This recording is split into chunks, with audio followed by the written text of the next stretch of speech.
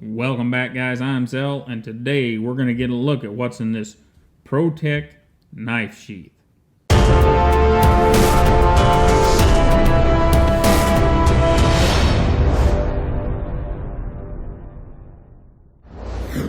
Alright, getting inside the sheath, we have a Protech TR4 MA.1.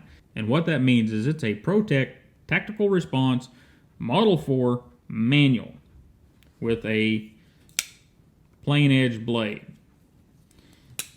And what do we get with this guy? Well, we've got aluminum scales, and it's a plunge lock or button lock, and we've got a very nicely machined pivot, and it's rather pretty. I know it's a tactical knife, not supposed to be pretty, but okay, so it's kind of aggressive. Yeah, we'll say that.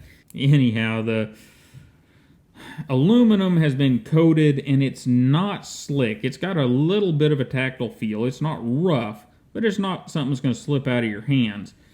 It's very nice. And as we roll it around the backside, we've got what they're calling a glass breaker, which means this whole backspacer is steel, and that shows in the weight at 5.44 ounces. And we got a little jimping here, a little jimping on the backspacer. This backspacer jimping is rather important, as we'll see here in a minute. And rolling around the other side, we've got kind of a standard pocket clip. Big lanyard hole right here, and very nice hardware throughout. Rolling it onto the top, we've got a very nicely centered blade, and they didn't go crazy with the blade stock. It's .125, a little over 3 millimeters, about 3.18 millimeters. So they didn't go nuts with the blade stock, which is nice to see on a tactical knife, on one meant for first responders and military. Now, one other thing that I don't understand, and somebody, I'm probably wrong here, but it doesn't make any sense for me. They put one thumb stud on it. You see that? One thumb stud. One. So I have to be right-handed to open the knife. If I'm left-handed, even though I can close a knife left-handed, if I'm left-handed, I'm just left out in the cold. What the heck? I know CRK Knives does that, and some others do that. I don't like it on any of them, guys. Ambidextrous or nothing. I don't even like Cold Steel putting the little half thumb stud on one side and the big wide one on the other. Equal it out. It would be much better. Same thing here. Give me one on both sides. Anyhow, off my box. And we'll move along here. This thing is 5 1/4 inches long with a handle thickness of 0.52 and a closed height of 1.5. So with the exception of being exceptionally long, it is right in there for an EDC knife, right? For a 4-inch blade EDC knife, it's pretty much right in there. A little heavy, but hey, we can deal with that sometimes. So we should probably do a bit of size comparison. So there's our Buck 110, and we'll throw the Rat Model 1 out there. And pull these away and set our Delica up here. So, it's pretty much equal in size to the Buck and to the Rat, and it's considerably bigger and heavier than the Delica, of course. And let's get a look at that blade. It is a slab of 154 cm, and it's just under 4 inches long. It's a big old long blade there. Cutting edge, though, is only 3.5 inches, so very much like a Hinderer or some of the Spydercos, this forward choil takes a lot of that cutting edge away. And, it's flat ground, got some really, really nice swedge work here at the top. They did a good job on the blade. Nice kind of a stonewash finish. Very, very beautiful blade. They just forgot to put a thumb stud on one side of it, and as we'll see in a minute, that forward choil, they may have made it too big. But overall, very good job on the blade. They didn't goof anything up. Now, the sharpening job, that's one thing I want to point out. See if I can get this in the light where you can see that edge.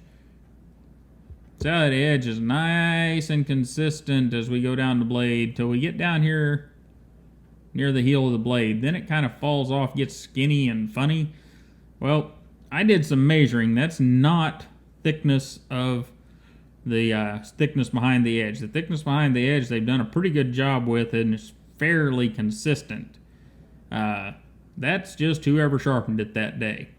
Now, is that a ding on Protech? Well, I wish I could say it was, but I have seen that with knives that cost $7, and I've seen it with knives that cost several $100s. So it's not really a ding on Protech. I just didn't get to sharpen this one before we got it out on video, so I thought I would show you some of the stuff that I see whenever knives show up. And it doesn't mean it's not sharp. The knife is sharp. The angle just changed as the guy moved that blade across the belt. So anyhow, it's still sharp though. It'll do its job. And from here, we'll go to our pause and read card, and I'll be right back with you.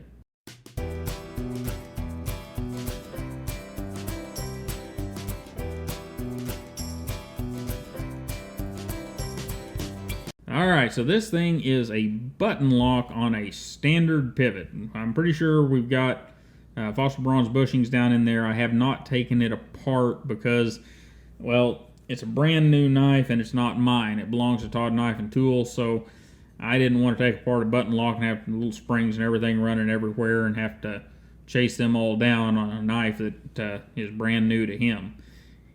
Anyhow, mechanically, you know, works good.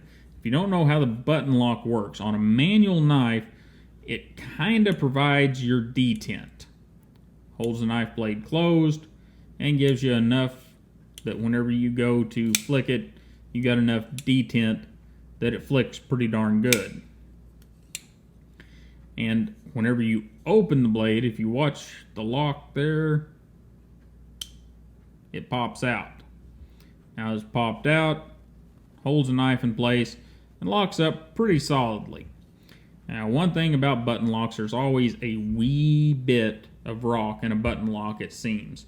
I've seen a few that didn't have it, but not very many. It's kind of like a back lock. There's always just a wee bit of play in a back lock, and that's what we've got here, just a wee bit of play. Is it anything to worry about? Well, no, it's not. It's not anything that's going to give you any problem with the knife. And moving on to ergonomics, and that's where things get a little weird. You lay this knife in your hand, you grab it like this, and it is absolutely beautiful. Feels great. Now, you instantly would want to buy this knife if you were in the shop looking at it. Problems come in though. Now, whenever you get it like this, is there a problem? Well, not really. A little weird right there, but it's okay. Get it in our reverse grip, and you notice I can't really cap it, and I got medium-large hands, but that's okay because we've got some pretty good jimping right here. Told you that'd become important. Oh, and by the way, this is a glass breaker right here. Not what we're used to, but that's what they're calling it. This whole piece is steel, and that's a glass breaker, is what Protech says. So where does the problem come in? Well, the problem comes in here. If we're going to use this for EDC tasks, that's my assumption, right here, I'm a long way from the blade. What is that?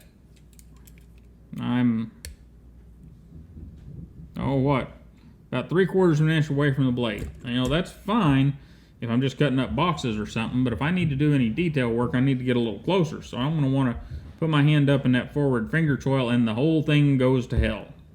You know, it may not for you, but with my medium-large hands, I'm all goofed up. You know, and even with the hinderer, you get a little goofy whenever you get there, but it's not like this. It just doesn't feel right. Now, you back up here, wonderful. Go here, weird. You know, and if you've got larger hands or smaller hands, that may be different. My hands are about a medium-large, depending on what the brand of glove is. And there's Nixie again barking upstairs. And that's really my only complaint with the knife, is that forward finger choil. If it was up to me, I'd have more blade or a better setup choil. One of the two. And on this one, I would probably opt for more blade. And overall, guys, man, it's a well-built knife. It's made in the USA. However, is it worth the money? $280 MSRP, about 186 street. I would have a hard time laying out the money for this with so many other good blades out there. Now, on the other hand, some of Protech's automatics, if I were an automatic guy, absolutely, I would be laying the money out for those guys, and I would be on it because they have got some awesome automatics. But for a manual knife at that price range, I don't know. Maybe it's for you, but I don't think it's for me. So I'll be packaging this guy up and sending it back to Todd Knife and Tool. Maybe he can find the other thumb stud. His Protech, maybe they put it in the box and I don't have it. Anyhow, guys, the Protech TR4 manual. It's a well-built knife. It's made in the USA. It's a bit expensive, but if it's the kind of knife that you're into, it's a good one. I'd like to see a better blade steel. I'd like to see more blade or a better finger choil, and I dadgum sure want to see the other thumb stud. I'm not sure where it's at, but it needs to be right there. Anyhow, guys, you have a wonderful day, and don't forget to like, share, and subscribe, and I'll see you next time.